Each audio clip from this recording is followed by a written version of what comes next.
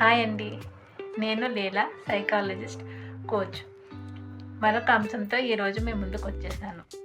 మన life purpose ఏంటో చూసాము, అలాగే మనలో ఉన్న స్కిల్స్ ఏంటో కూడా గుర్తించాము. మన స్కిల్స్ని డెవలప్ చేసుకోవడం ద్వారా మనం ఒక గుర్తింపును సాధించగలుగుతాము. ఈ విషయంలో మనం ముందుకు వెళ్ళాలి అంటే మనం పాటించవలసిన ముఖ్యమైన అంశాలలో మొదటిది ఫిజికల్ హెల్త్.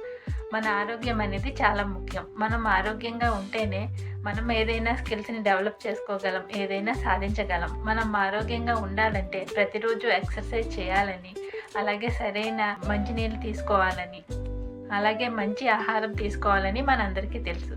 కానీ అశ్రద్ధ చేస్తూ ఉంటాము. అలాగే మనకి స్ట్రెస్ మేనేజ్మెంట్ కూడా చాలా అవసరం. స్ట్రెస్ లేకుండా ప్రశాంతంగా ఉండగలిగితేనే మనం ముందుకు నడవగలుగుతాం. కాబట్టి ఇవన్నీ కూడా మనం ప్రతిరోజు ప్రాక్టీస్ చేయాలి. ఈ విషయాలు తెలిసినవైనప్పటికీ మనం నెగ్లెక్ట్ చేస్తున్నాం. కాబట్టి వీటి కోసం మనం ఒక ప్రణాళికను తయారు చేసుకుని స్ట్రిక్ట్గా మనం దాన్ని ఫాలో అయ్యేలా మనల్ని మనం మోటివేట్ చేసుకోవాలి.